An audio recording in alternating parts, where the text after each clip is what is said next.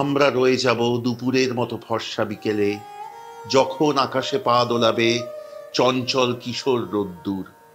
আমরা রয়ে যাব স্মৃতির ম্লান পটে, জানি না কতদিন রব, কত দূর। সত্যি তো, কতদিন থাকে মানুষ, কত দূর অবধি থাকে সে। যত দূর অবধি মন পৌঁছায়, যত দূর অবধি তার স্মৃতি পৌঁছয়, তত দূর, ততদিন। নমস্কার। মোটামুটিভাবে যারা আমার সমসাময়িক, অর্থাৎ যাদের জন্ম 70-এর দশকে এবং বেড়ে ওঠা 70 এবং 80-র দশক জুড়ে, তারা সবাই জানেন যে সেই সময় না ছিল এত টেলিভিশনের চ্যানেল, না ছিল এত বেছে নেবার সুযোগ। কিন্তু সেই অপার আনন্দের শৈশব এবং কৈশোরের মধ্যে জেগে থাকতো রোববার দিনগুলি, ঠিক যেমন জেগে থাকে অথই সমুদ্রের মধ্যে সবুজ দ্বীপ, এবং আমরা সেই রোববার দিন হয়ে উঠতাম সেই সবুজ দ্বীপের রাজা। সপ্তাহের বাদবাকি দিনগুলি দূরদর্শনের অনুষ্ঠান সম্প্রচারিত হতো সন্ধে থেকে রাত্রির অবধি, কিন্তু রোববার আগেই বলেছি এক আশ্চর্য দিন, কারণ সেই দিন সকাল থেকে দূরদর্শনের অনুষ্ঠান সম্প্রচার শেষ হতে হতে দুপুর গড়িয়ে যেত। সকালে উঠে কোনো মতে একটু পড়াশোনা করেই দৌড়ে গিয়ে বসতে হবে টেলিভিশনের সামনে। এ কথা বুঝবেন আমার কাছাকাছি বয়স যারা, তারা প্রত্যেকে, কারণ তাদের প্রত্যেকের জীবনে এসেছে এই দিন। দূরদর্শনের সে অনুষ্ঠান দেখতে দেখতেই সকালবেলা জল খাবার খাওয়া হতো। বেশিরভাগ দিনই আসতো লুচি তরকারি, কোনো কোনো বার পরোটা তরকারি, কারণ রোববার বিশেষ দিন। তবে লুচি তরকারির চেয়েও বেশি গোগ্রাসে গিলতাম অনুষ্ঠানগুলি। আর কি সেসব অনুষ্ঠান! লড়কি হ্যায় এক, নাম রজনী হ্যায়। রজনী এক সাধারণ গৃহবধূ, যে সমাজের প্রতিবাদী কণ্ঠস্বর। সমাজের নানান স্তরে, নানান দিকে রোজ যে অন্যায় অপরাধ ঘটে, রজনী ঝাঁপিয়ে পড়ে সেখানে এবং তারপর সে প্রতিকার করে সে অন্যায়ের। ছিল অমল পালেকারের অমর সৃষ্টি কাচ্চি ধূপ, এক ঝাঁক বাচ্চা কাচ্চাকে নিয়ে যেমন সুন্দর সিরিয়াল, তেমন সুন্দর তার গান। আর ছিল এক অদ্ভুত অনুষ্ঠান, ऐसा भी होता है। এতে দেখাতো গুজরাট না রাজস্থানে কোথায় জানি পৃথিবীর সবচেয়ে লম্বা গোপ গজিয়েছে কে, কার পায়ের নখ পৃথিবীতে সবচেয়ে বড়, কে হেঁটে হেঁটে কাশ্মীর থেকে কন্যাকুমারী গিয়ে আবার ফিরে এসেছে। এরকম সব অদ্ভুত ঘটনা। একজন নাকি খালি হাতে ডুবো তেলে লুচি ভেজে তোলে। এইসব দেখে চোখ ছানা বড়া হয়ে যেত। ছিল সফরনামা, ওয়া জানাবের মতো একের পর এক উৎকৃষ্ট সিরিয়াল, আর তাদেরকে আরো স্মরণীয় করে তুলেছিল হেমন্ত মুখোপাধ্যায়, আশা ভোসলে, কিশোর কুমার, অমিত কুমারের মতো শিল্পীরা, যারা কণ্ঠদান করেছিলেন আবহে।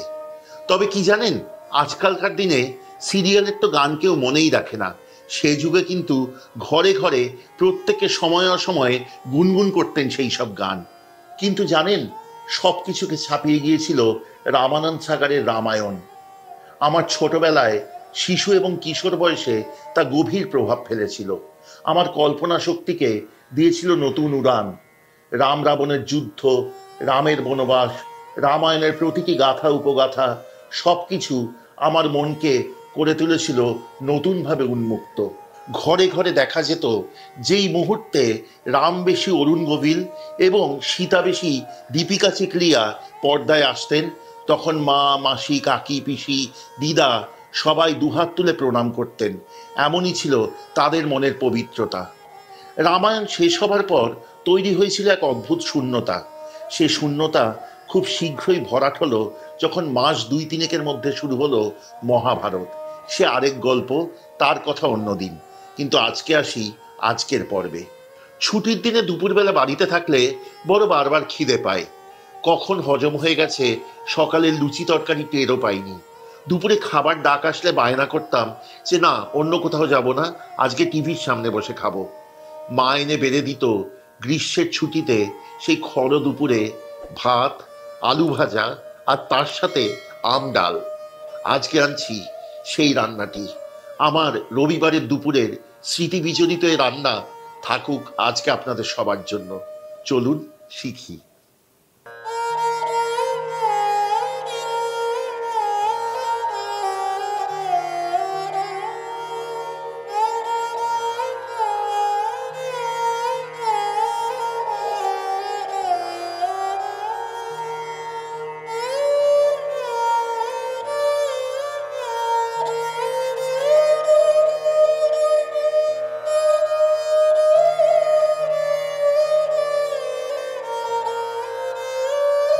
এই রান্নার শুরুতেই কিন্তু বলি, আম ডাল আপনি করতে পারেন ভাজা মুগ ডাল দিয়ে, মুসুরির ডাল দিয়ে অথবা মটর ডাল দিয়ে।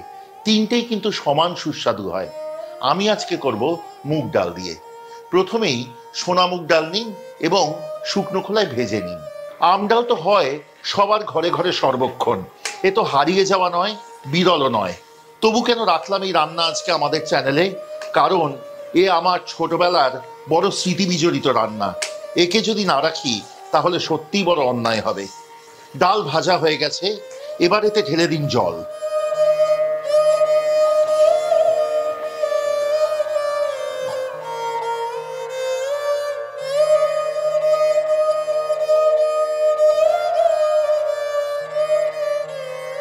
ডাল দুবার ধুয়ে নিয়ে জল ফেলে দিয়ে নতুন করে জল দিন ডাল সেদ্ধ হবার জন্য। এই সময় কিন্তু ডালে দিয়ে দেবেন খুব অল্প হলুদ। মনে রাখবেন, আম ডালে খুব বেশি হলুদ ভালো লাগে না।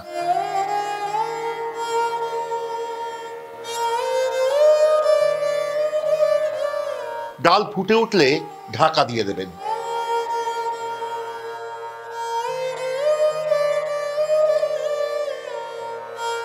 ডাল এই সময় ঢাকা দিয়ে সেদ্ধ হতে দিন।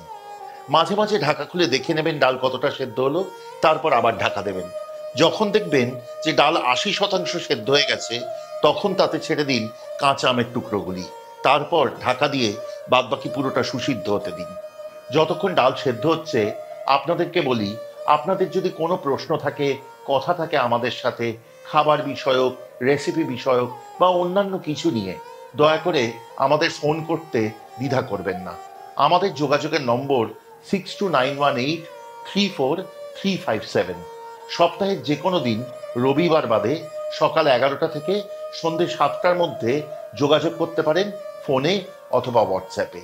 আমি এ কথা কিন্তু নিশ্চিতভাবে জানি যে আজকের পর্বটি দেখে আমার মতো বহু মানুষ তাদের নিজেদের ছোটবেলা, শৈশব, কৈশোর খুঁজে পাবেন। ফিরে যেতে পারবেন আরও একবার সেই হারানো দিনগুলিতে, সেই আমডালে, সেই গ্রীষ্মের অবকাশে। কেমন লাগছে আজকের পর্বটি দয়া করে আমাদের জানান কমেন্টে লিখে। যদি ভালো লাগে অবশ্যই শেয়ার করুন আত্মীয় বন্ধুদের সাথে। সেভাবেই তো ছড়াবে এই মনোভাবগুলি, এই রান্নাগুলি, এই ঐতিহ্য। যদি ভালো লাগে সাবস্ক্রাইব করে সঙ্গে থাকবেন, খুব আনন্দ পাবো। আর যদি মনে হয় যে আমাদের সব রান্নার নোটিফিকেশন আপনাদের কাছে প্রথম পৌঁছবে, তবে অবশ্যই বেল আইকনটি টিপে দিতে ভুলবেন না। আজকের দিনে মানুষ পৃথিবীর নানান জায়গায় ছড়িয়ে পড়েছে।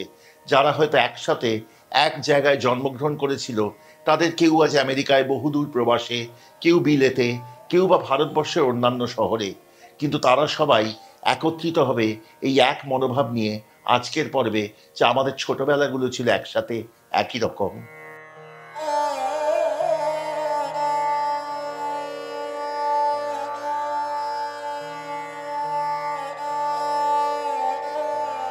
ডাল প্রায় সেদ্ধ হয়ে এসছে, এবার আম ছেড়ে দিয়ে সেদ্ধ করবো আরো মিনিট 2-3।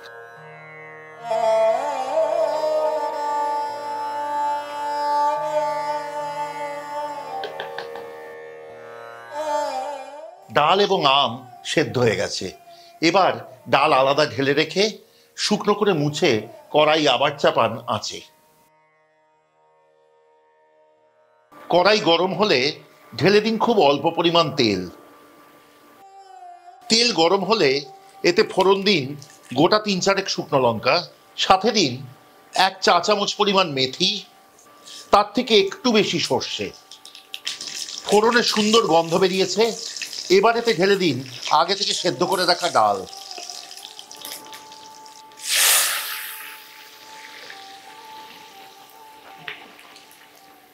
ডাল ফুটতে আরম্ভ করলে তাতে ছেড়ে দিন স্বাদ অনুযায়ী মাথাচেরা কাঁচা লঙ্কা, তার সাথে দিন স্বাদ অনুসারে নুন। এক্ষেত্রে কিন্তু মনে রাখবেন, আম বেশি টক হলে নুন একটু বেশি দেবেন।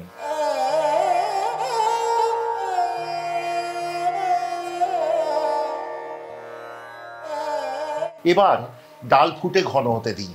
মনে রাখবেন, এই ডাল কিন্তু খুব পাতলাও হবে না, আবার খুব ঘনও হবে না। এবং এই ডালে কিন্তু হলুদের ব্যবহার খুব বেশি ভালো লাগে না। এই ডালকে কিন্তু টকের ডাল বা টক ডালও বলা হয়। আপনারা যখন শেষ করবেন এই ডাল, তখন দেবেন চিনি। কিন্তু মনে রাখবেন চিনির পরিমাণ কিন্তু বুঝে দেবেন। কেউ কেউ এই ডালে বেশি টক ভালোবাসেন, তিনি আম আগে চেখে নেবেন অথবা ডাল ফোটবার সময় ডাল চেখে নেবেন, তারপর সেই অনুপাতে চিনি দেবেন যতখানি আপনি পছন্দ করেন। যদি আপনি একটু বেশি টক পছন্দ করেন তাহলে চিনি কম দেবেন, এবং যদি আপনি মনে করেন এই ডাল টক মিষ্টি স্বাদের হলে সবচেয়ে ভালো লাগবে আপনার, তাহলে চিনি একটু বেশি দেবেন। আমি এখানে যতটা ডাল নিয়েছি তাতে চিনি দেব প্রায় 3 থেকে 4 টেবিল চামচ।